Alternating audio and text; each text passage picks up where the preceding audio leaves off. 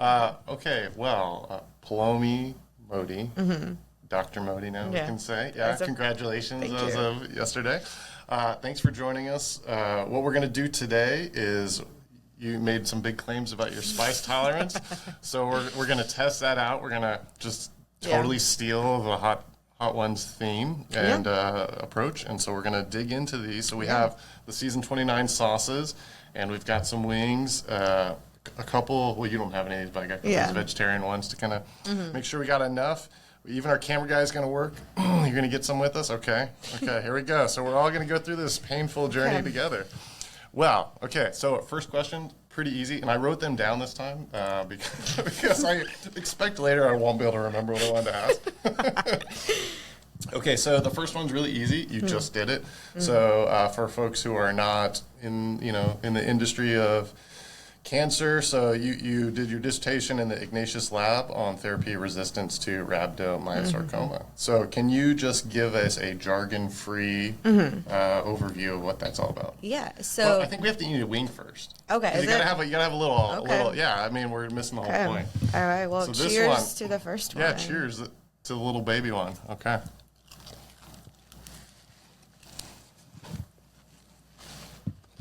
I wonder if there's a pretty way to eat wings.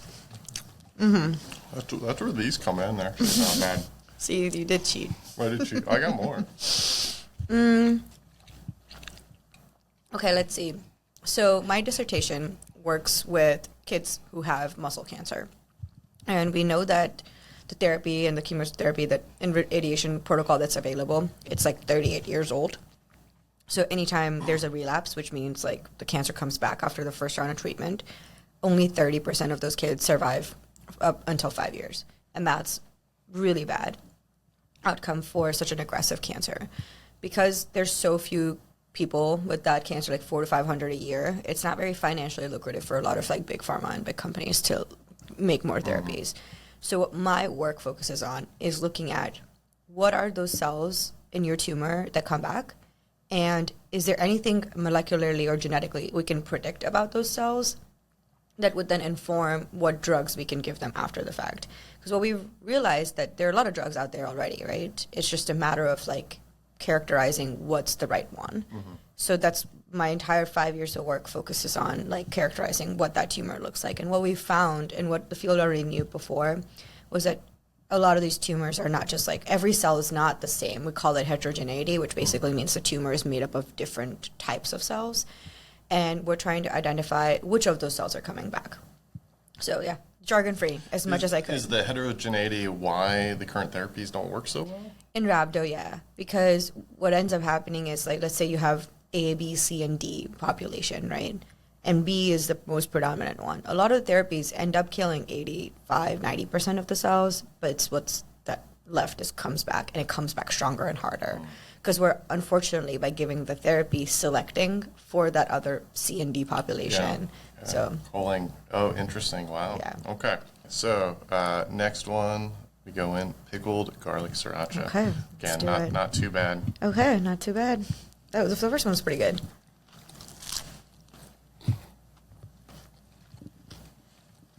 You gotta get in on this. This is a good one. Number 6. Oh, yeah. It's kind of sweet, right?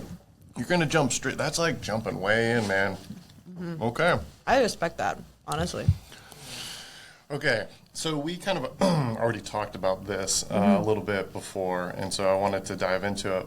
So you're deep in the trenches doing pediatric cancer, PhD, and then you decide it's time we should stand up a Nucleate in San Antonio. So I want to hear, most students just trying to survive, and so what was there? Are there systematic failures in our pipeline, or just kind of what led you to that?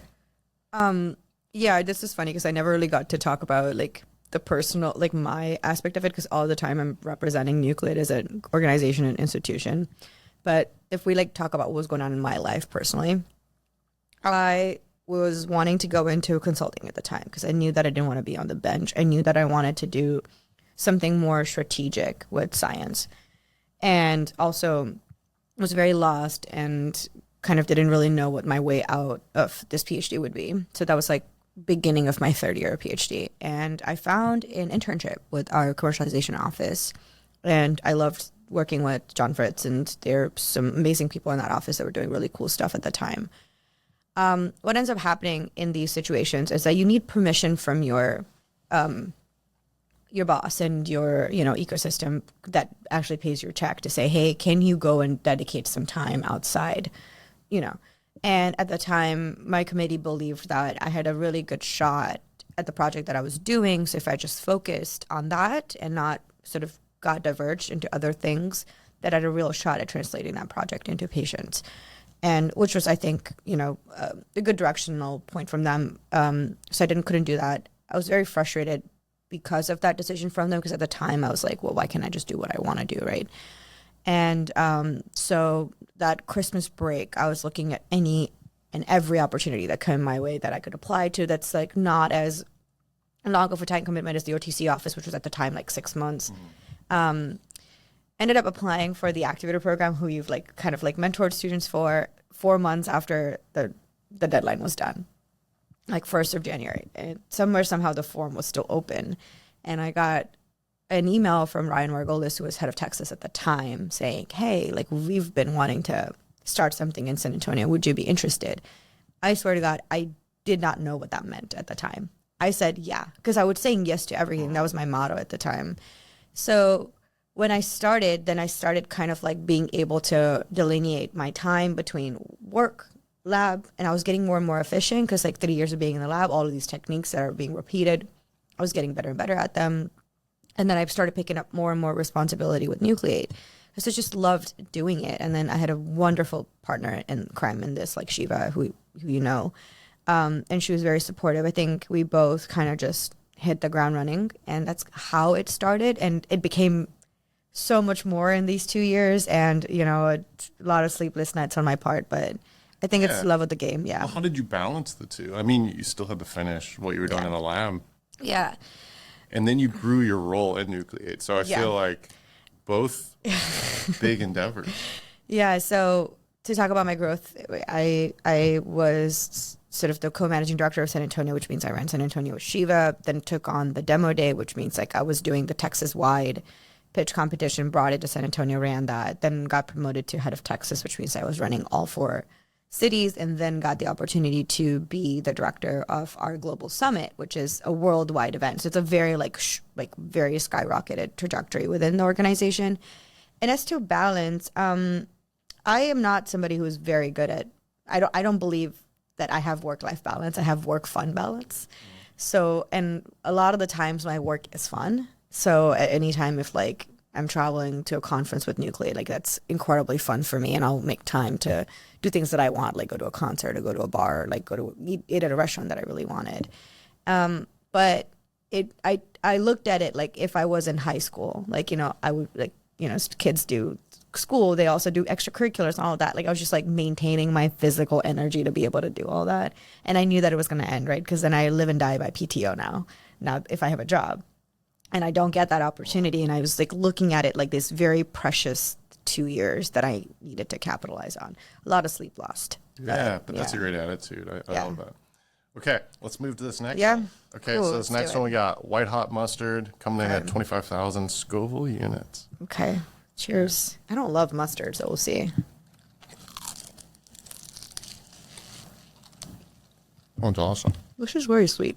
It's sweet, but good. Okay. Ooh, you're going to love this question. Mm-hmm.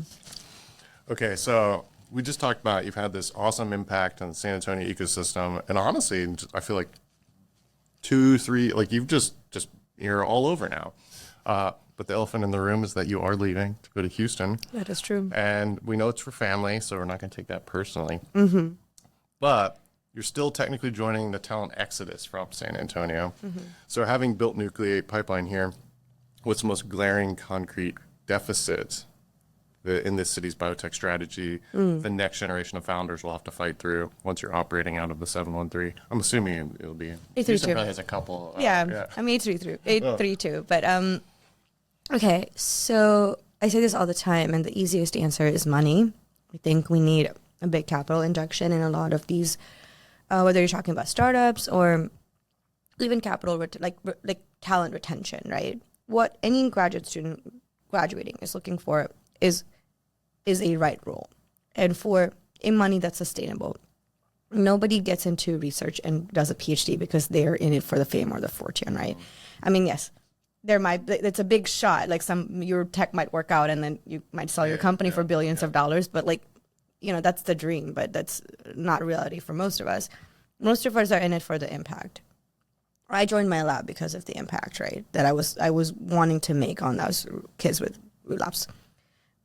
So are there roles available in San Antonio that are meant for early graduates or people with sort of this caliber, this hunger, this passion to have that impact? Whether the dollar amount attached to it is here or there, but I think that a lot of people that I know would stay because we love the ecosystem so much. Like I genuinely, I'm so sad to have to leave because, I'm going to see it on LinkedIn or someone's Instagram and I'm going to be like, oh, damn, like I did health sell like the state of industry for years in a row. And now, again, I live and die by PTO. But so I think it's the right role, the right fit. And for startups, we have all the resources, I think, except VCs and except that capital, because preclinical data is not cheap to get. And nobody wants to invest in preclinical startups because they're too risky, because they haven't done the enabling. They haven't gone down the route quite far enough yet. So in my opinion, that's the thing. I do think that this market is hard for students everywhere generally. But I think that we can do it so much more efficiently in San Antonio because of how well the community works, that we have a real good shot of making it work. Okay, next one. Yeah. That one is a lingering kind of like, it's like, I feel it in my teeth. Yeah. Okay, it's smoked habanero and peach. We shouldn't even talk yet. We're not, these numbers are sad compared to where we're going. Okay, is it? Cool. Okay, so we're at 38,000 this time.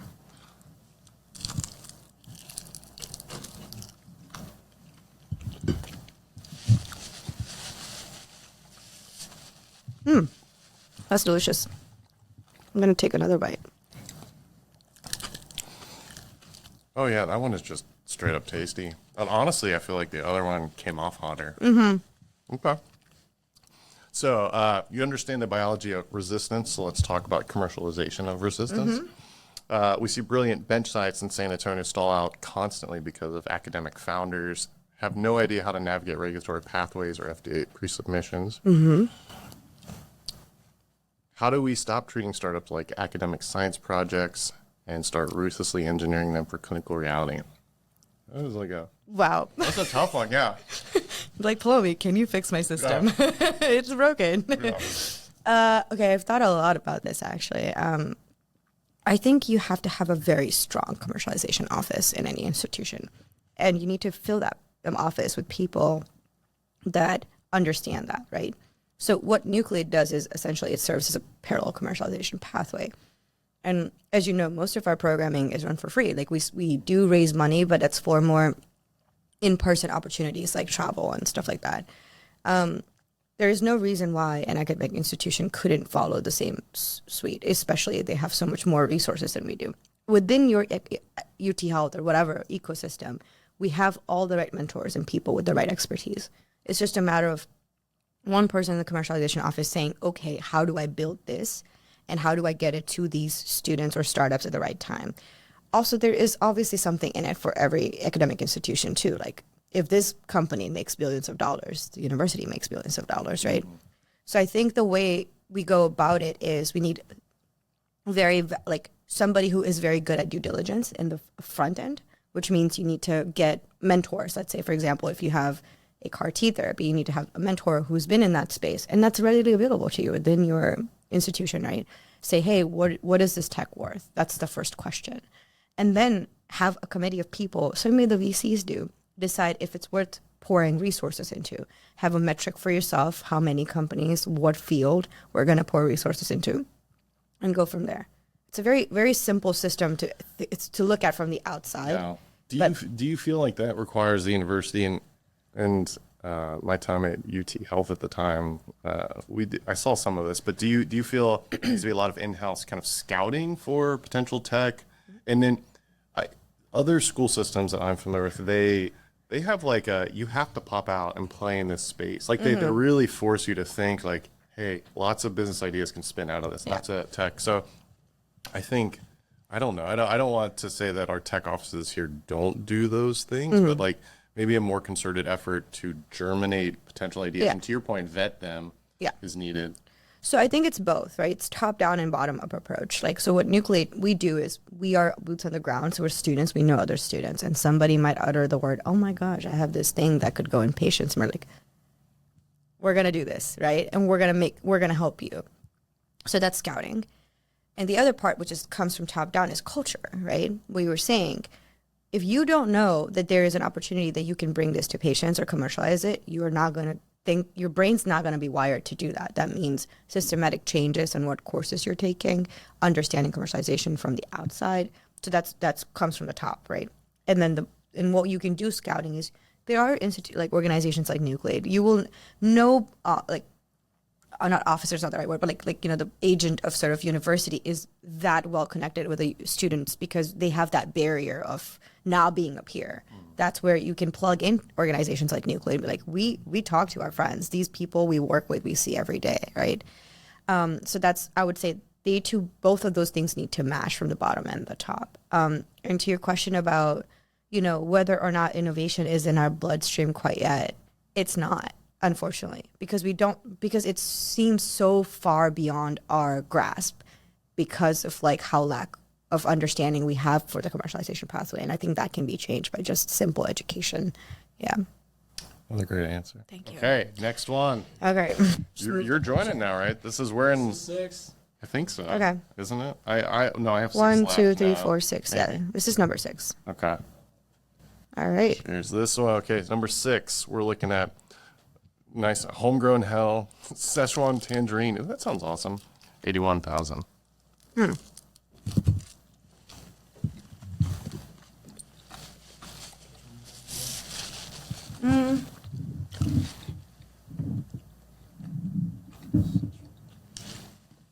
Might be that one.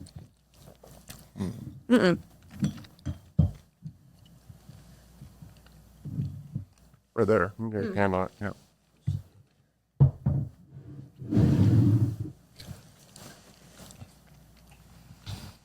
Okay. So, you ready? This one's nice. This one's nice. This one's Yeah. good. Okay, so you got dissertation defended. Yeah. The engine is running. You've seen the absolute best and the absolute worst of how life science operates in the state. So you've got this awesome state perspective now, even. So if you had unlimited authority and capital, Oh my God. to completely nuke you have to nuke one obsolete bureaucratic element of the biotech commercialization pipeline today. Who dies first? An element? Can you give me an example? Sorry, no. Oh yeah, no, I don't give an Oh, example. I just cool. give you a question. Yeah. I mean, it can be anything. It could be organizationally. It could just be regulatory. Just something that needs to go. Like nuke it and then rebuild it, right? Okay. Or just get rid of it completely. Whatever. I would say the way that we go about IP protection is horrifying to me. I would nuke it and rebuild that. I think a lot of people that startups that we work with get screwed over a lot because of they don't know what the right way to go about filing their patent and stuff like that. And I think a lot of institutions that I work with are not ready for those kind of questions because they might be overwhelmed on their end. Again, I don't work for a university, so I don't claim to know what goes on that side. But I do know that from the startup side, I'd get rid of it, start over, have meaningful industry partnerships if we need to, but that needs to go for sure. Love that. What do you? Okay, so somewhat related to this, I've always found it fascinating. So much IP is generated from taxpayer money, and then to derive it's right there. Is just like paywall journals, right? We all, our tax dollars paid for all of that. That's why I love open access. But even sometimes the IP stuff is, it plays in that space, especially if you're fully federally funded. Yeah. Right? All of that work. Yeah. Imagine being an early stage startup and being in multi-6-figure debt just because you had to pay a lawyer so much money. And now no investor wants to touch you because you just have that much debt coming in with you. Just the reality of a lot of startups that we work with. They don't realize how fast those billable hours add up. And I'm not saying, obviously, I'm not saying that's a bad industry. Of course they're charging because that's what they're worth. But having universities not being able to support that to the extent that they should, yeah, it's not great. Yeah.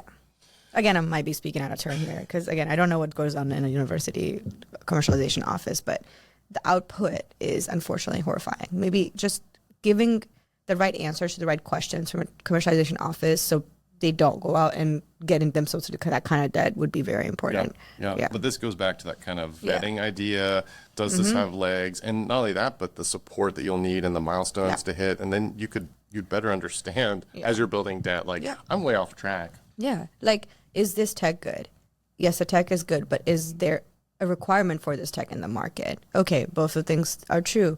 Are you the right person to take this to market? Like, there's a really nice flow chart that you can, decision tree that you can go down on, that you have to have an objective opinion. You as a startup founder don't have that, right? So that's a good point. Okay, next one. Okay, so cool. we are on Wing 7, Nirvana, Funky's Hot Sauce Factory. So this one's taking a bit of a jump, 120. Okay, good. It's a little warm. Again, it's sweet. I'm loving you. Forget to ask me. Never. Very good.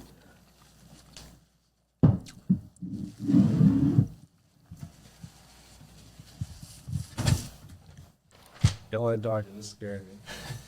Oh, this is good. No, it's good. No, just thinking about what questions. Up Oh, next. you're gonna love this one. No. This one is sort of speaking to market fit. Yeah. So we'll talk about kind of the ruthless math of your dissertation. So pediatric oncology notoriously starved for venture capital because market, right? Total addressable market doesn't look like an adult therapeutic blockbuster. So if you're spinning rhabdomyosarcoma therapeutic out of the Ignatius lab today, how do you mathematically convince a cynical biotech VC to write a check instead of funding another generic longevity? You have to start with a rhabdo model, but you have to show that it's applicable to different models. It's just kind of like my last slide in my dissertation, that the mechanisms that we're learning are applicable to a much broader, like Ewing, other sarcomas, solid tumors in itself is a world of its own. You have to show that, or you go to a big philanthropic organization and say, hey, this is a passion project, and then they fund that passion project. Either way, it's I have no big hopes and dreams and aspirations in my mind, thinking that one day this drug's someone's just gonna give it millions of dollars to take it to patients. However, the drug that I'm working with is a PROTAC, which is a protein degrader, and it's a new class of drug, which is in itself worth exploring because it overcomes a lot of the toxicity that you see other drugs have. So that's how I would go about convincing, hey, this is it's a class of drug in itself. The other drug that I'm working with, trametinib, is already FDA approved. It's just the combination that I'm trying. So you have to lower the bar. You can't present it it's only 400 patients. You have to say it's a whole drug class in itself, or, hey, it could be applicable to other stuff too. Yeah, we often talk about it's a platform play, right? It's not a specific indication. It has platform potential. Yeah. That's awesome. Good job. All great answers. Thank you. It's like she read these ahead of time. Wow. Okay. I'm so surprised. Wait, do I have an extra wing? I think I do. I had this one for my hair's. I feel like I'm off. Did I miss one? Commercialization. Let's see. No, we're trying them off. How are you doing over there? This is fine. I'm all right. I feel like I somehow have... This one I'm worried about just because how liquidy it was. Okay, well, is this the... Yeah. This is a Serrano one, right? No. This one is Wing 8. Okay. Yeah, we are on Wing 8, the bomb. Somehow... No. Hold on. I have 1, an extra 2, 3, wing. 4, 5, 6, 7. We're on 7. I joined at 6. Yeah. I haven't taken a bite out of this one. That's for that one. 1, 2, 3, 4, 5, 6, 7. Yeah.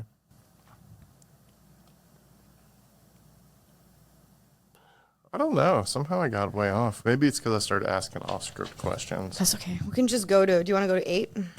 Which one? No, we cannot just go to 8. Wait, is this 7 funky hot sauce that we need to get into? Wait, which one's... Hot sauces is what we used to do. Then it's Nirvana. So this Nirvana's the one I got to eat still? No. You haven't eaten it?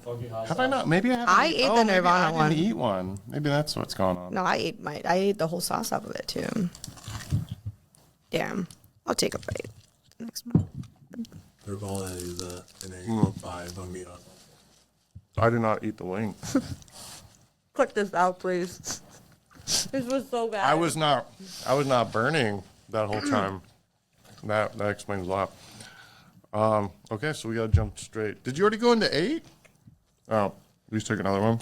8, 9, 10. You don't even have any. Wait, you're 8. It's gotta look My like dab bomb is on the side. That's why. Oh, you're gonna dab into 8? Okay. I'm ready? You ready? Hold on. Okay, let me see. Took a big bite. Okay, yeah, let's do it. It all good? Anything run out of battery? We've run out of battery a couple times. It's good. Yeah, this one cuts out sometimes before we get here. Okay. Wing 8, the bomb. This is 135. Hold on, let me dab properly so you don't judge me later. There's do whatever you feel. Okay.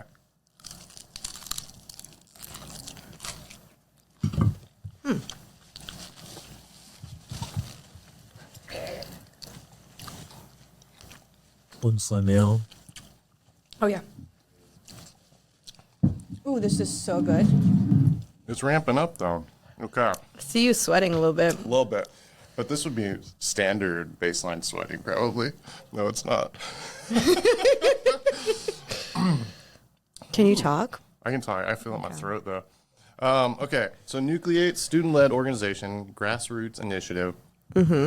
Do you think its existence is somewhat a signal that the university technology transfer offices failed properly?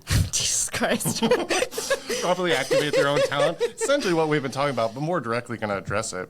I love how you paired this question with a dab bomb. Yeah. You're such a good interviewer. What is the specific bottleneck? I love that you say that, because I'm going to start sweating in my eyes in a second. What is the specific bottleneck inside standard academic tech transfer that kills founder momentum before it even starts? I mean, just go to the first question. No, I'm trying to think. Okay. So I think the first part is that we don't actually teach commercialization in school. We teach science. We teach you how to read papers. We don't teach you how to read market reports, quarterly reports. We don't teach you how to read the market. UTSA has a really good commercialization master's. So I'm going for some milk, but keep going. And I think that those sort of courses, and that's a big threshold. Most students don't learn in a didactic way. I don't. So I think externship opportunities are also something that it holds people back. Like, you can learn about how to work with a mouse or a fish or cells all you want in a textbook. Unless you go to a lab and actually do it, it's you're not really going to get the hang of it. So I think those externship opportunities where if you don't have your own startup, go out and find one that you want to work with, or, like I did, or, join someone's company like Nucleate lets you do that. So other programming that's like that. There's some business plan competitions that are really fun that function that way. Nucleate does an IP one in Houston. Basically, you pull any IP that you have off the shelf and bring in a bunch of grad students and say, okay, make a business plan around it. You have 48 hours, go. And that, the passion that you see from students, when they do stuff like that, is you can kind of see a light bulb go off in their head. Yeah. Pair that with education, and we're good to go. It's not even spicy. What the hell? It's a little spicy. Yeah, it's funny. I just feel like So I think I have allergies. This is allergies. It's funny that you. I think in the tech space, pure tech space, there's things like Geekdom offers 3-day startup, which is come in on a Friday, spend a weekend, develop a business plan. Yeah. It's just harder to do that in life sciences, right? The domain expertise required, the data required. You can't just sit around and create some code that fixes everything, right? It's just a different. Yeah. I feel you can teach commercialization. I mean, this is just my bias, but it feels like it's easy. It comes more naturally to other sectors. Yeah. Life science is just trickier. Life science is so broad, though. So yeah, it's true. Yeah. But you're going to spend so much time learning the model, how to do the pursuit, all of that. Yeah. and that's taking time away from like, how do you build a business? What is EBITDA? All that kind of stuff. But the understanding is that if you're coming from an undergrad or master's, you do have the basics down. We're not saying we have to teach you biology, you know. We're saying that we have to teach you how to make biology work for patients. So you're saying it's like a relay race, right? So you go from your undergrad, first lab, go first year of grad school, which you're learning a lot of that.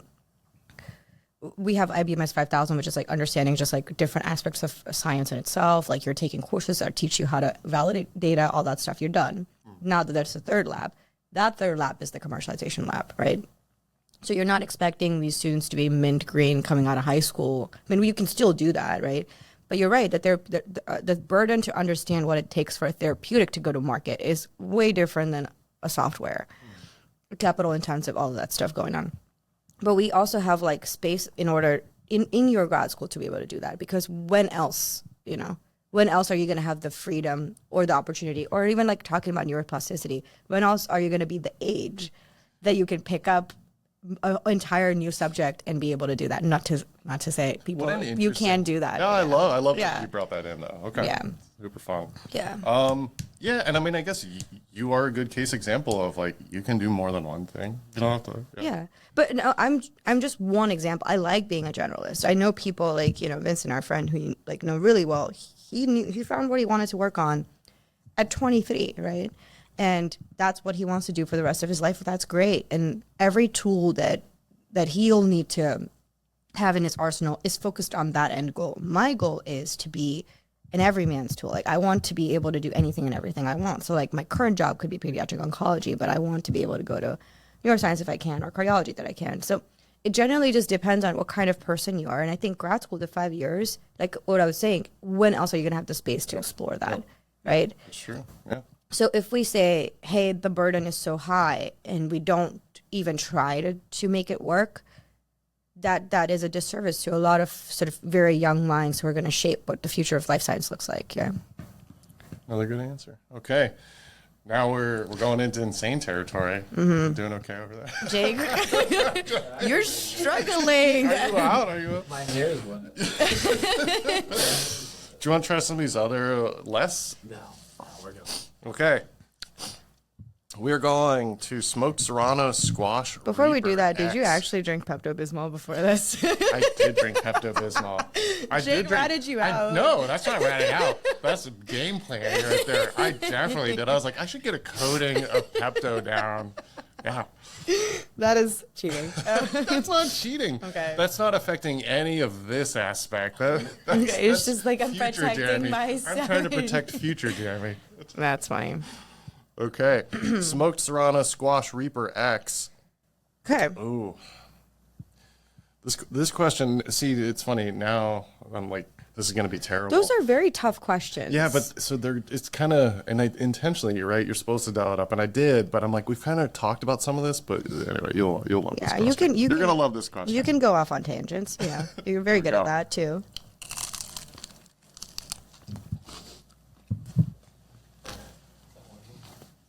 Which one was it? Always right. This one was the one that's really concerning you. Oh, this is the This one is 720,000 score. Oh my god. So we were at 135 before. Ooh. So delicious. I felt like the mustard one was flavor in this one. I was gonna say the mustard one was actually spicier to me. This one I don't feel anything. Yeah, this one. Maybe it's coming. Maybe it's like on its way. Maybe I'm just slow. Who knows? Yeah, this one's not bad. Okay. Well, so this one's about brain drain. So, but we've kind of hit on it already. So I would say we produce phenomenal PhDs in San Antonio, and then we watch them exodus to other places, including Texas Medical Center, and we understand like resources, all the things that we've already talked about. But now that you oversee Nucleate for the entire state, and you have a macro view of the Texas Triangle, what is the exact piece of infrastructure or capital that we have to build right now to make someone with your pedigree actually want to stay, and understanding your circumstances are different, and build their company in Bexar County when if they're not tied down by family? Yeah. Pegasus Park. Dallas. No. They're doing phenomenal work. Yeah. Honestly, like, we should all go up there, look at what they're doing. Dr. Snow, who's like the executive director of Pegasus Park, he's one of the most open, caring mentor that I've ever met. And if anybody from San Antonio who's passionate about this were to go up there and say, hey, teach me, he would.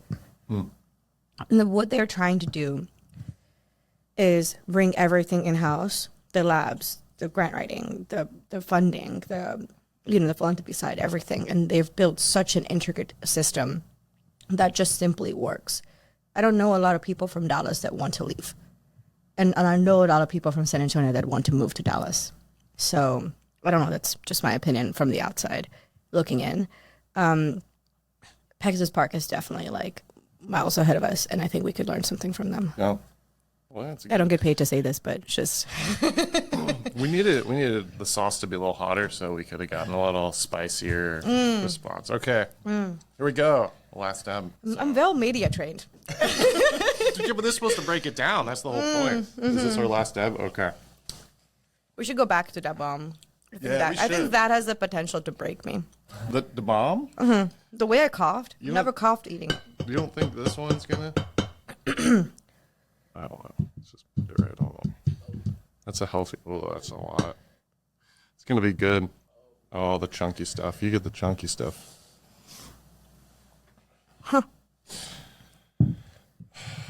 It doesn't even give Scoville ratings. It just says apocalyptic. You know what?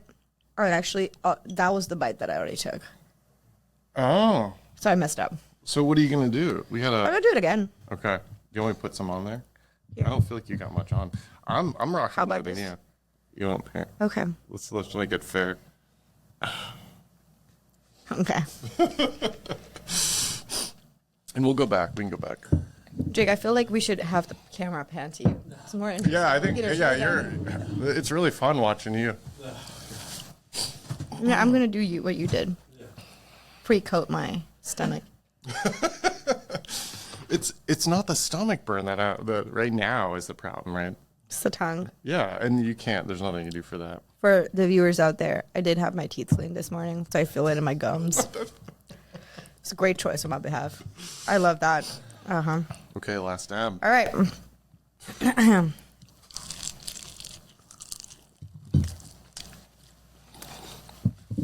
It just tastes like metal. It tastes so good. Delicious. There's no flavor in that. It's just a metal flavor. And it's not hot right now, and you know it's about to turn on. Your face. Why are we recording, Jake? You're so much more entertaining than me. Yeah, we just want to. You need to pan. Okay. You're like. I'm red. glowing. I'm glowing. Okay, I feel like I'm gonna sneeze too. Just lots of. That would be lots so- of things are about to Please. happen.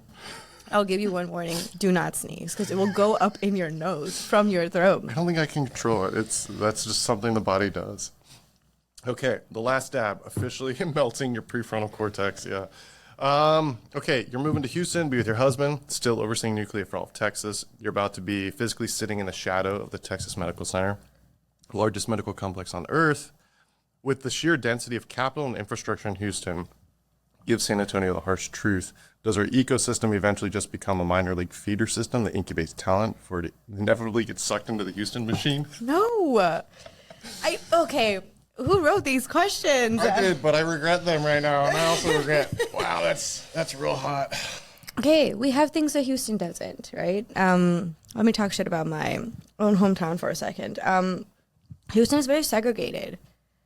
There's different pockets of what Houston does. MedTech is separate from therapeutics, separate from, academics. San Antonio is small. There's value in that, and we have to play to our strengths, right? What does work here? Let me ask you, what do you think works for you? What do I think our strengths are? Yeah.